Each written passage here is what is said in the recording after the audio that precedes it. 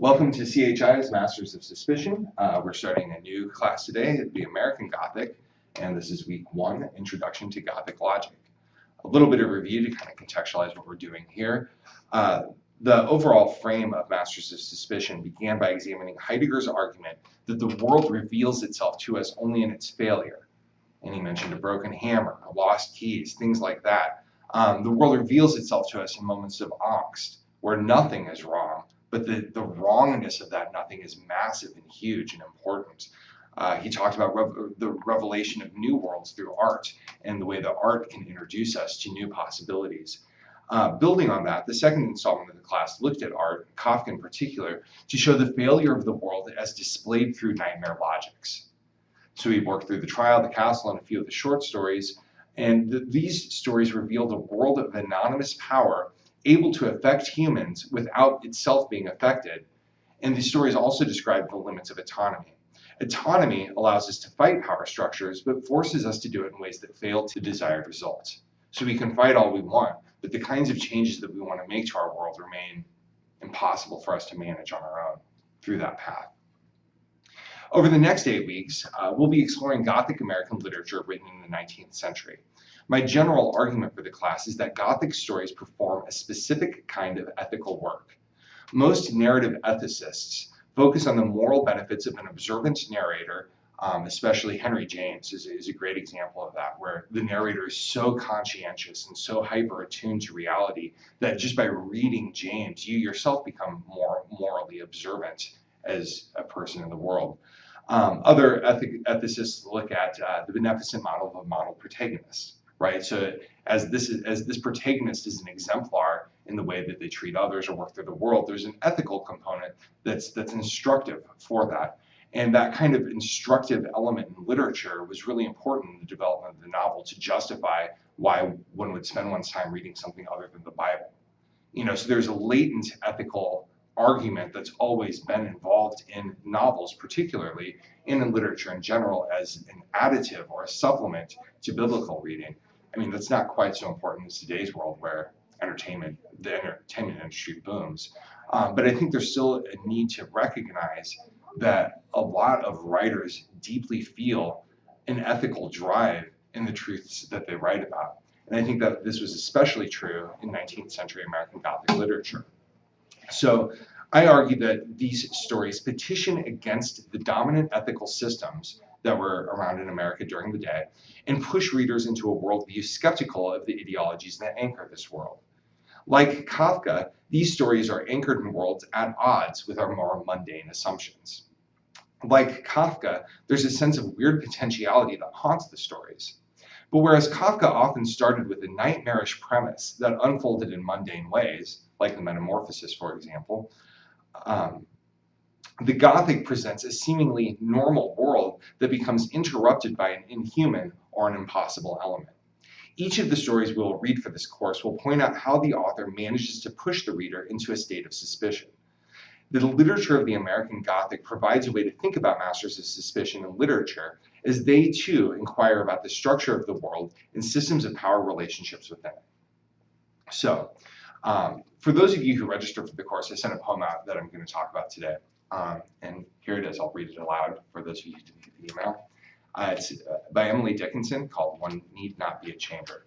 Here it is. One need not be a chamber to be haunted. One need not be a house. The brain has corridors surpassing material place.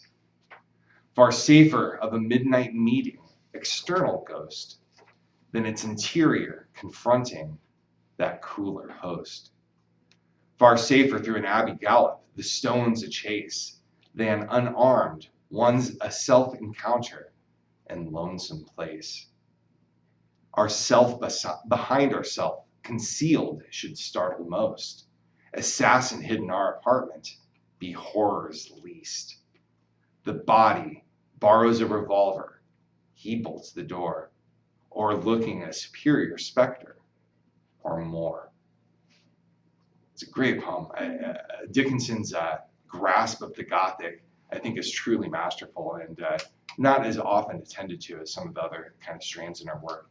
I think in some ways a lot of her Gothic-ness in the poem is pretty clear, right? I mean, she's talking about, one need not be a chamber or a house to be haunted. It's definitely talking about haunting, definitely talking about like traditional Gothic scenes, the chase through the abbey, the midnight meeting, there's an external ghost, there's an assassin hidden in the apartment. I mean, you have all of these kinds of elements. But what Dickinson does throughout the poem is really drive that sense of the Gothic. She'll invoke the supernatural by talking of things like hauntings and ghosts, right? And she'll look at traditional Gothic settings, like the abbey, or the assassin, and things like that. And these are a lot more mundane occurrences that also appear. I mean, the Gothic novel is not just a ghost hunt. There are other kinds of infernal factors involved that are very, very human a lot of times. So she'll invoke those. But what drives all of this, and what she really anchors in on, is the sense that we fear ourselves. So when you look through the poem, she's grounding it. It's not it's not a disembodied problem. She doesn't focus on the haunting. She focuses on the brain, and not just the brain. The brain is a material place. It's not an empty space. It's not a disembodied space. The brain is a material place, and her focus is on that kind of materiality. So when she's talking like it's safer to confront the external ghost than the cooler host, is that same kind of thing. There's something material, and it's not just like a disembodied sense of self. It's our own body as a material anchor for ourself. That's what we fear. That's what's truly terrifying and truly haunting. It's not these kind of externalized visions of ghosts or assassins or specters. It's we ourselves that we fear. That's who we're haunted by. And it's not done in a disembodied way. It's done in a very, very specific, physical, material, embodied sense. It would be like anguish in the other class, I think. I think so, yeah.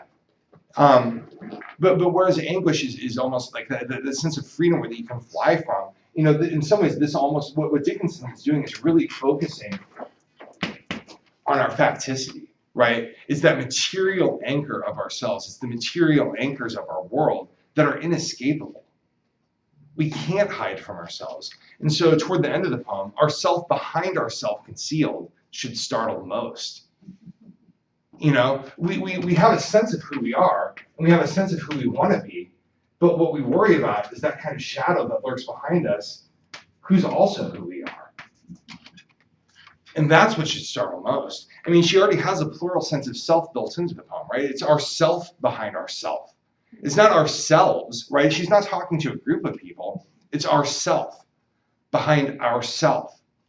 It's this weirdly plural form that recognizes that we don't pay attention to it.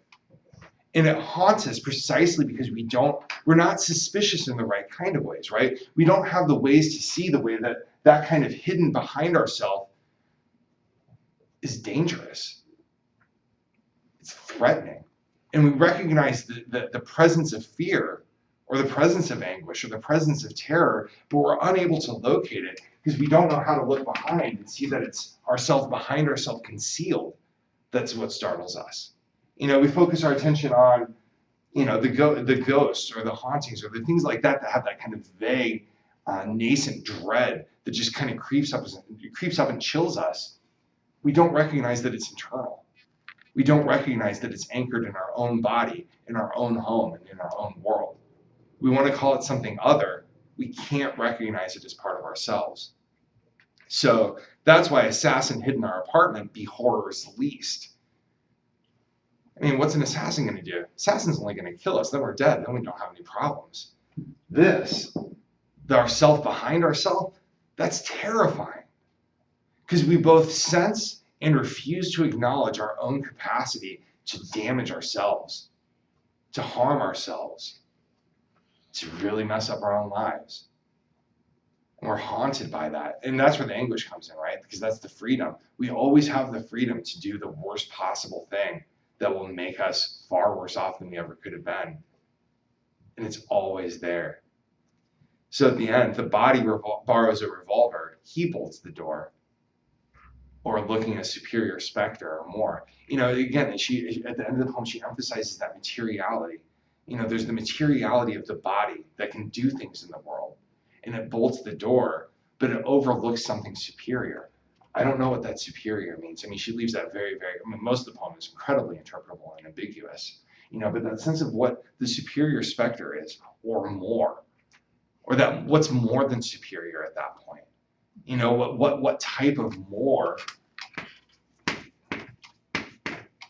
haunts that we're, again, vaguely aware of and do everything possible to distract ourselves from acknowledging.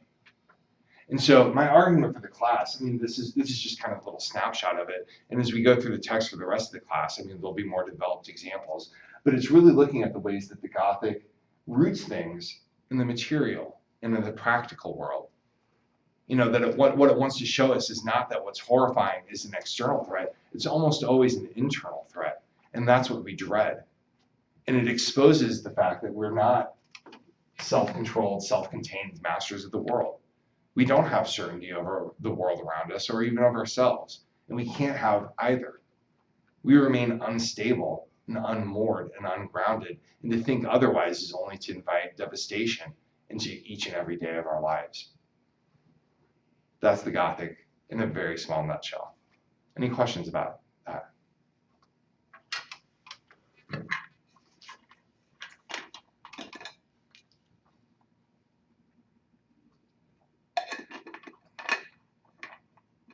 Then I will proceed. So, for the lesson, my argument is that the target of suspicion is the dominant model of ethics in 19th century America. And it's a system of ethics that allowed, most notably, the legal justification of morally problematic behaviors. These included slavery, genocide, suppression of women's rights, and the exploitation of workers. We pretend to ourselves that all of these problems are done away with, of course, and call those similar behaviors other things that have become politically suited to our own times. The same problems still exist, and they persist, and they haven't been treated. These, however, I believe are the ethical targets of what the Gothic writers are suspicious about, and trying to encourage readers to become more aware of, and thus more capable of acting against. Anyone who is not a white man was treated as less than human, and they were thus not thought of as worthy of ethical contemplation. So you have a whole system of ethics that was developed around white men. And within the realm of being a white man, everything worked great. It just didn't even know how to account for that which was not a white man in the world of ethics that it created. Those voices were unable to be heard or recognized as even having that human quality that would demand an ethical response. And again, I think that that's part of what the Gothic is pushing against in a lot of ways. The manner of their mistreatment was extreme.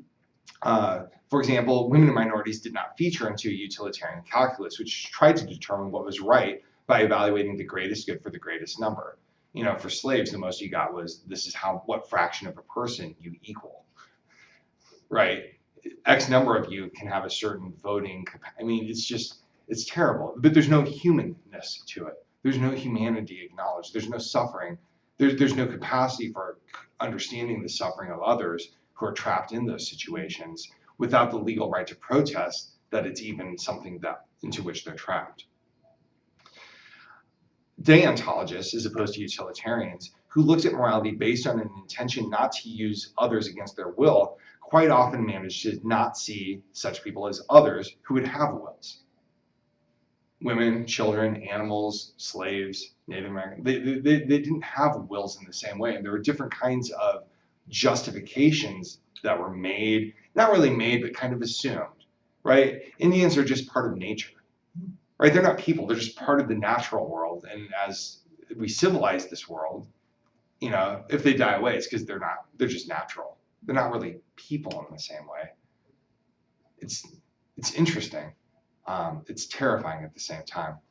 Because these assumptions made up the ethical foundation of the 19th century world, stemming out of the Declaration of Independence and the Constitution, Traditional narrative ethical models would only train readers to repeat the error, right? So any literature that's not Gothic will tend to put you in a mind frame that makes the same kinds of assumptions as those ethical models do. Does that make sense? Mm-hmm.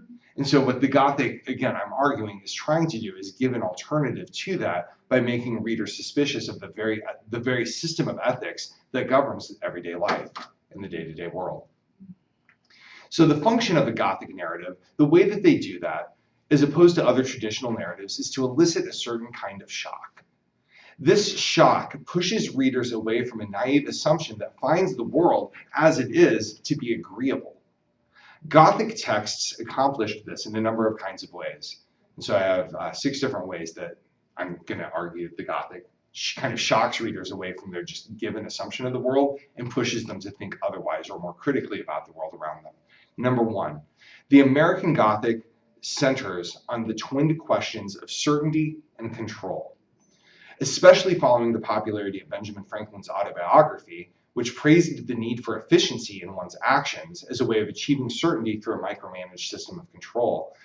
Gothic presentations of the unknown struck readers with an acute sense of horror, right? So the given world of 19th century America was heavily framed by, especially by Franklin's autobiography is a bestseller. Everybody knew it. Everybody had copies of it. They were mass distributed. There are mass printings of it. And he was held up as the figure to emulate in 19th century America.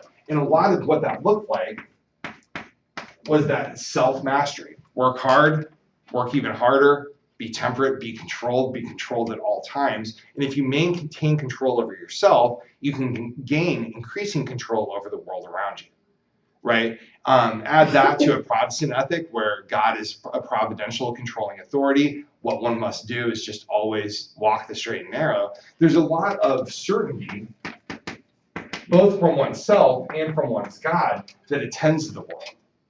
What makes the Gothic especially effective in 19th century America is its total annihilation of all of that certainty.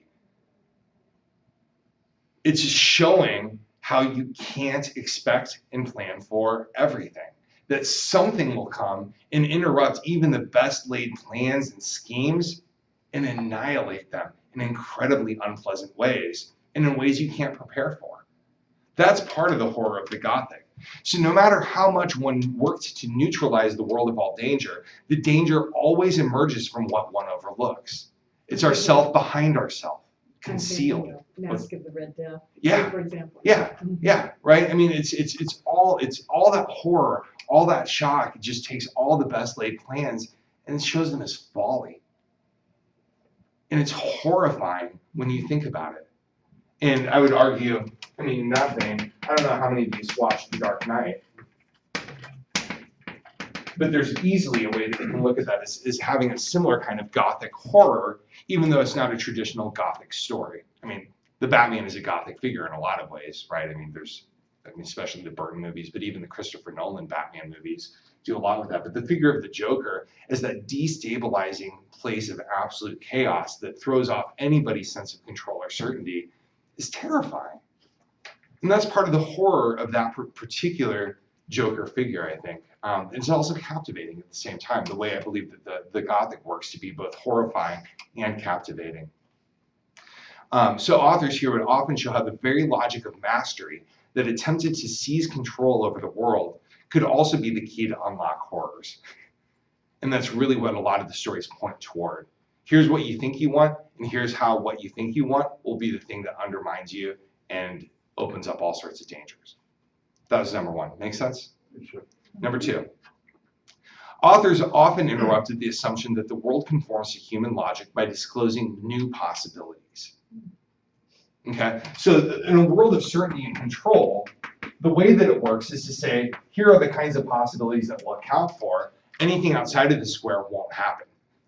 What the Gothic does is disclose, not reveal, but to disclose, right? To disclose something is to make it so that it can't be closed. It uncloses it, right? In a way that keeps it open in a really unsettling sort of way. So disclose and reveal are cognate terms. They're synonyms in some ways. But rather than just revealing these new possibilities, they disclose them in a way that's disquieting to readers. The point isn't just to show the possibilities, but to pry open a possibility that had been closed off and prevent it from sliding shut once more. And the best kind of Gothic stories are the ones that just have a little nugget that stay in and terrify you. Because even if you don't believe that it's true, even if you don't think that it's historical, it's the possibility of something that you didn't think could happen happening that will always upset you at 4 o'clock in the morning. And there's no amount of chamomile tea that makes that little thought go away. Make sense? Number 3. The setting for most American Gothic stories is home. What we know today is the haunted house. As opposed to European Gothic texts that frequently took place in moldering castles and other ancient places, that was the big thing in Europe, right? Was the ancient horror, the ancient dread, or the ancient thing.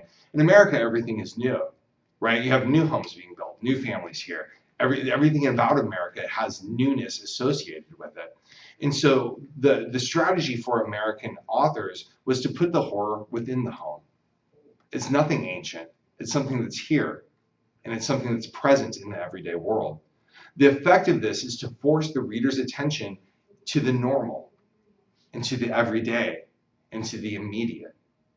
And so when you're reading through the stories for the rest of the next 7 weeks, keep that in mind. It reads like it's written for another world, which it is, right? It's written for 19th century America, not 21st century America. At the same time, if you're able to at least do a reading of the text that show it as normal, here's what everyday life looks like. And it's surprisingly and shockingly and horrifyingly easy to do, because a lot of the assumptions that were true and pernicious in 19th century America, again, are the same ones that are still with us here today. We haven't changed as much as we want to have, or think that we do, because thinking that we've changed makes everything a lot easier to ignore. Number 4, the nature of the new possibility emphasizes the importance of the overlooked. Many Gothic texts feature entities or possibilities that prove fatal to protagonists. In this way, such stories serve as cautionary tales that commend an attitude of vigilance to figures and entities that initially seem trivial or unimportant. And Dickinson, again, was really good at our self behind or self concealed, but there's so much in our everyday life that we just overlook. We've learned to unsee people begging for money. We've learned to unsee signs that children are being mistreated or abused. We've learned to unsee systematic injustice in terms of race or class. Like, we don't even think about, they don't even register anymore. And it's those kinds of overlooked things that Gothic writers just love to grab onto and seize and promote as something that you really should have been paying attention to all along. Number 5. The emphasis on the supernatural in many Gothic texts arrives in the form of the kinds of creatures that were not necessarily part of the Christian tradition. At odds with the Christian culture dominating much of white Anglo-Saxon Protestant America of the day, or today, such ghosts allowed an unpredictable kind of horror that prayers would not vanquish. It wasn't usually devils or demons, right? And most of the stories were in this weirdly non-Christian setting.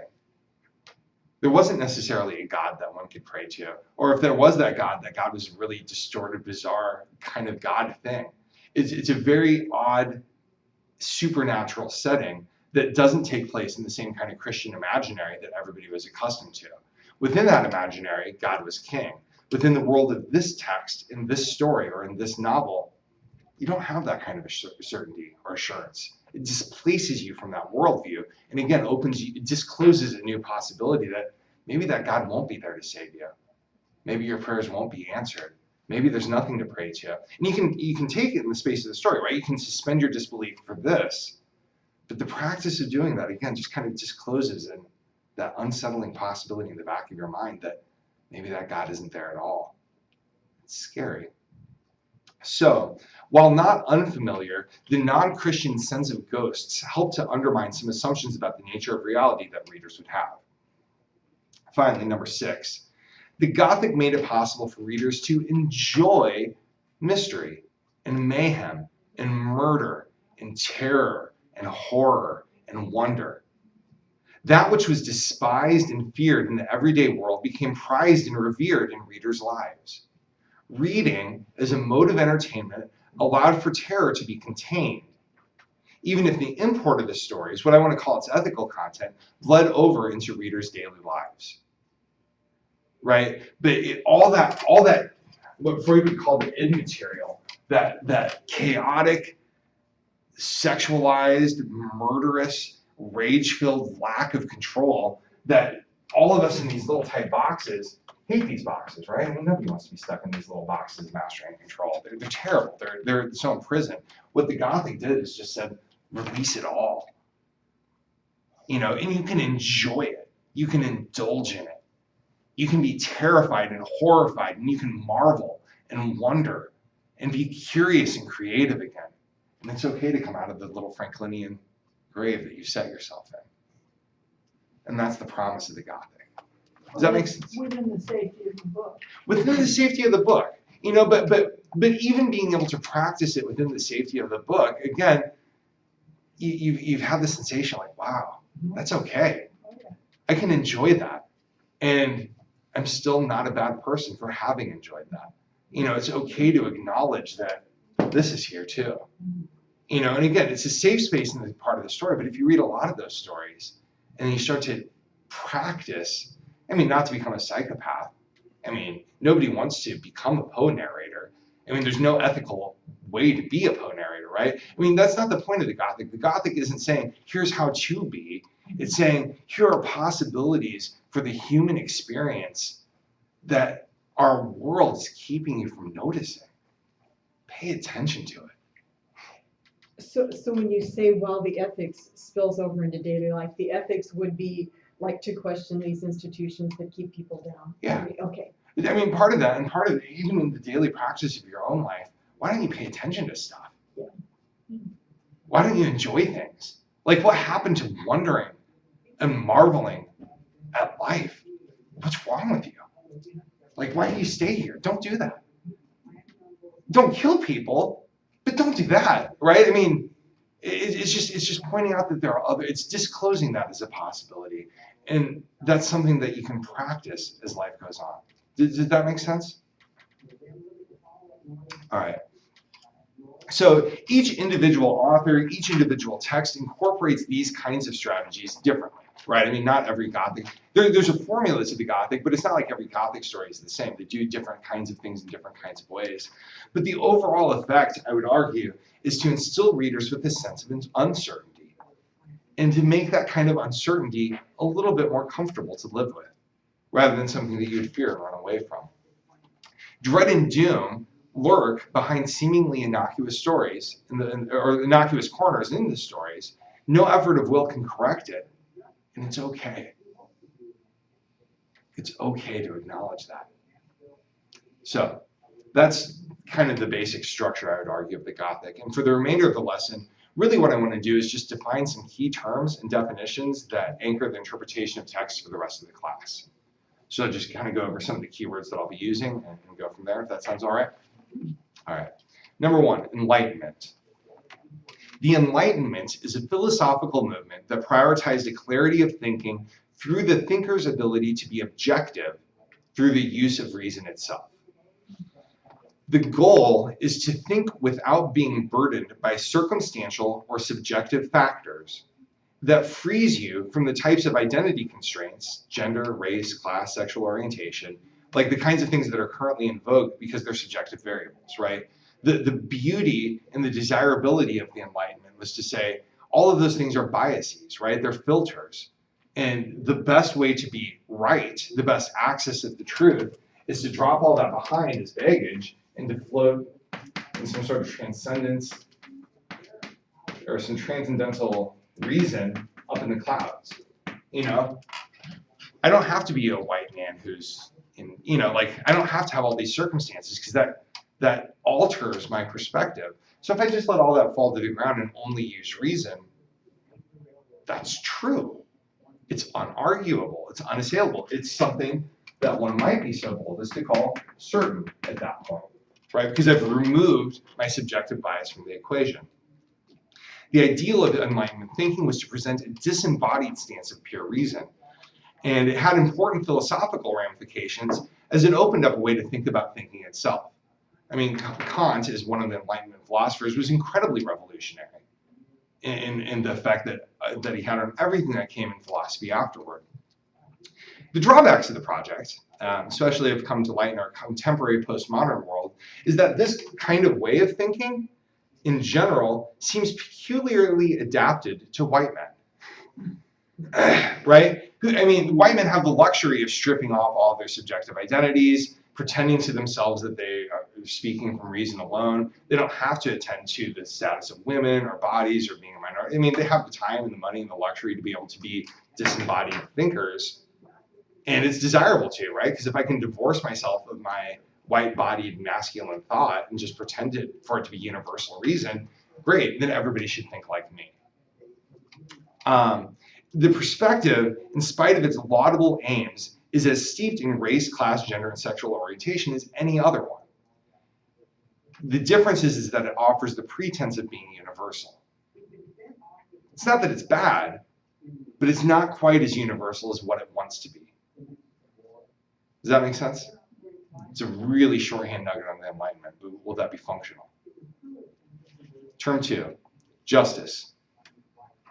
One way that the Enlightenment is important to Americans emerges in terms of justice. Many of the founding fathers found themselves enchanted by the idea of a rational order because, citing Thomas Paine, it allowed law to become a king instead of having a king serve as the law. Right, so when you have revolutionary America, rather having a particular embodied monarch whose will is law, it has that same law takes the place of that same sort of transcendent reason, right? The law is a disembodied universal norm to which everyone can adhere that springs out from this kind of disembodied reason. It's not particular to anybody, it's not circumstantial, it's universal, it's always applicable, and it's not bound up in the body of one particular person. That's the ideal of the founding fathers. So, based on this system of just laws that were written without bias, that would favor one group above another, justice could be served in a place where all men are created equal. In theory. Clearly, of course, the famous Jeffersonian maxim, in spite of its ideals, falls far short of what we now look to for justice, given its emphasis on men and an inability to treat women, Native Americans, and Africans as having the same basis in equality. It was a step forward in terms of justice, right? I mean, it's better than having a king. It is. I mean, it's progress, but it was based on a blind spot and it remained incomplete. So the problem is this: a perfect system of justice or governance is impossible. And pretending that you found it only reinforces blind spots that make problems a lot worse.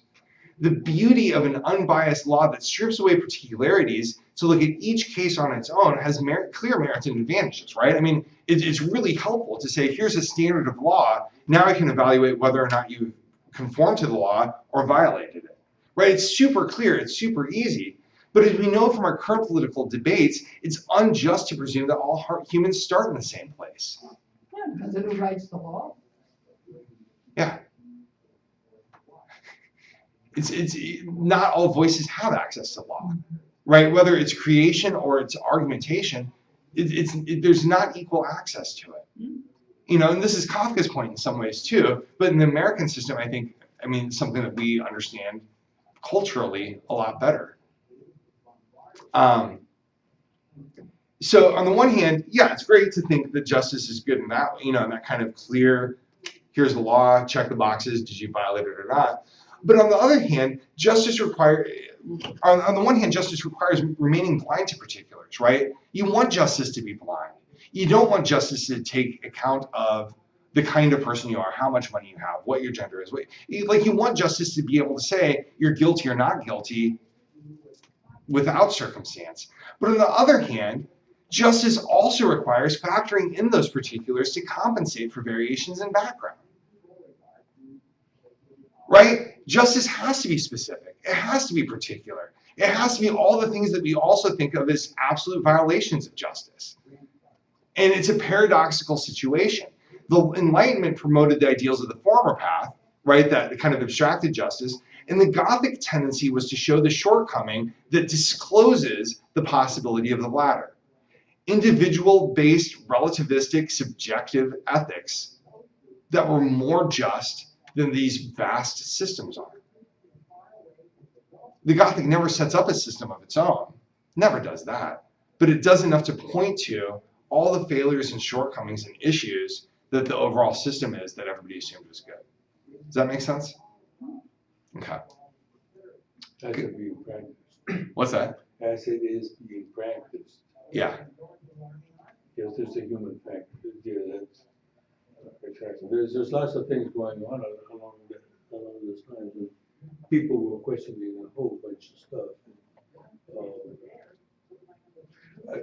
For my taste, one of the really astounding things that was done at that time was that the notion of what's infinity was nailed down.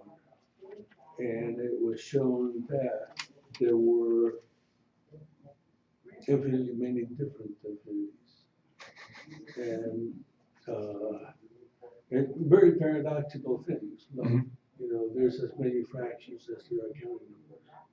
I think that came from that period of time. Yeah, it was, I mean, the 19th century is a really fascinating era. And because there's a lot that's being done in terms of mathematics and geology and physics, science, I mean, evolution, like biology, like all sorts of knowledge systems are exploding. And a lot of the power of those systems came from Enlightenment thought. You know, it's a lot of that kind of rigor and detached observation. Like, it's an incredibly powerful way of thinking through things rationally to be able to uncover things. It just forgets that as much as that powerful thinking reveals, it conceals things too. And that's what it doesn't take into account. Yeah, it's a fun time. All right, Gothic, next word. Historically, the Gothic has tended to mean other. I mean, if you go to the OED and just look it up, it's kind of a catch-all term for other. It started with the Goths, who represented other than the civilized Roman world, right? And it's, oh, they're not Roman? That's Goth. The word was used to describe any architecture that wasn't classical in its design, such as a Gothic hovel. So if you go to Britain architecture, if it's not a classical building, it's Gothic. It's just, I don't know what kind of art or structure that is. It's a Gothic one. It's just old, or it's not classical. We'll just call it Gothic and not worry about it. The first use as a literary adjective occurred with 1765's The Castle of Otranto, a Gothic story by Walpole, which was a Gothic story in the more general European tradition, right? You have the castle. It's a moldering ruin. It has all those ghost story elements, which mark it as more of the European Gothic than the American Gothic. But that's the first time that it's used as a literary form.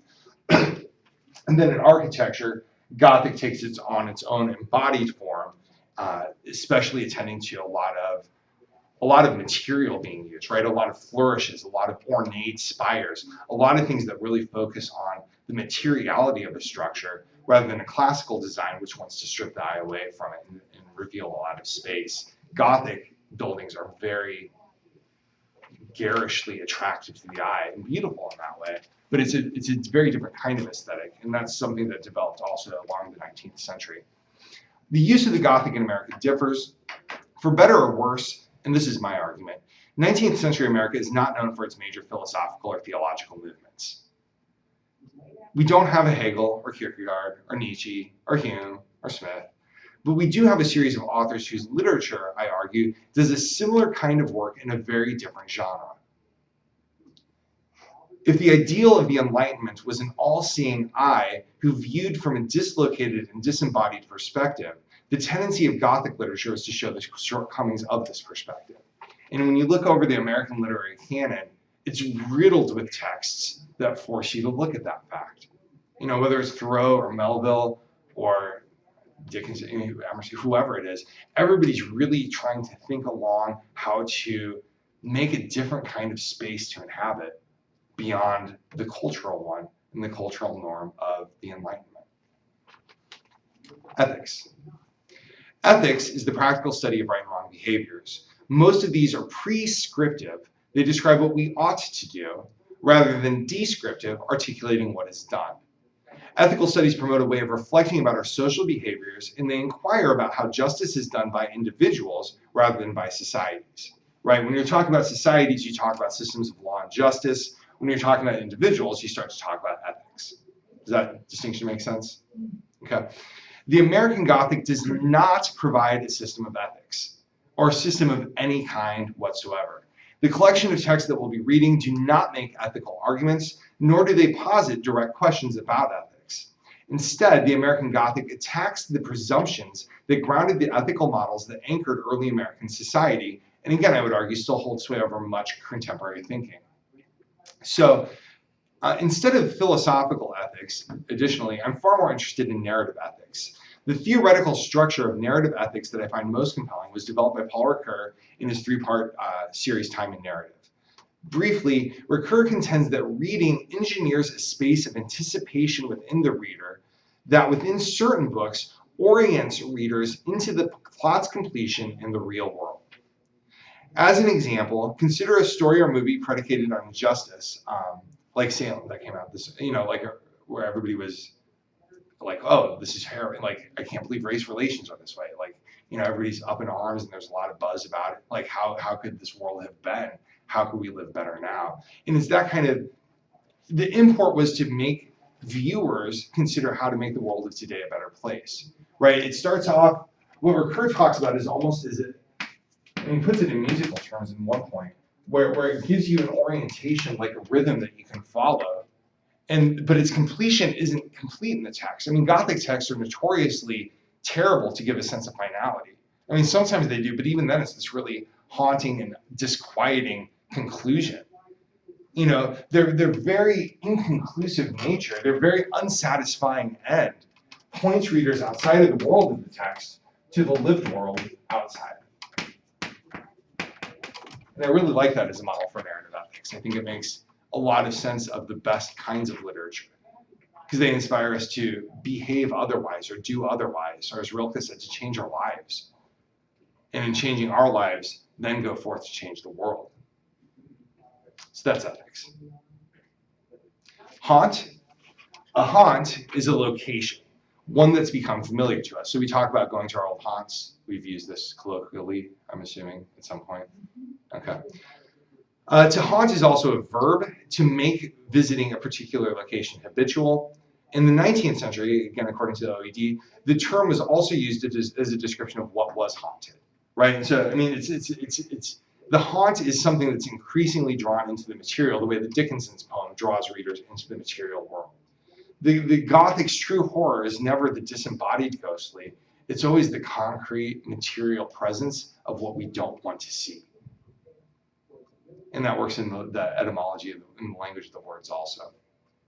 Uncanny, next term.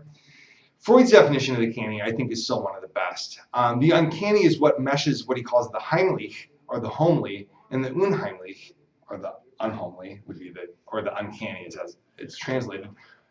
It meshes the home and the strange, the familiar and the unfamiliar. And in his essay, which is worth reading, he posits two types of the uncanny that emerge. One, when you encounter what is strange in a space that you would think of as familiar.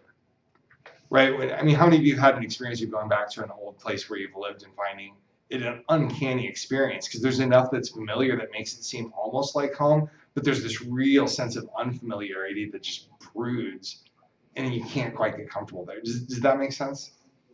Yeah.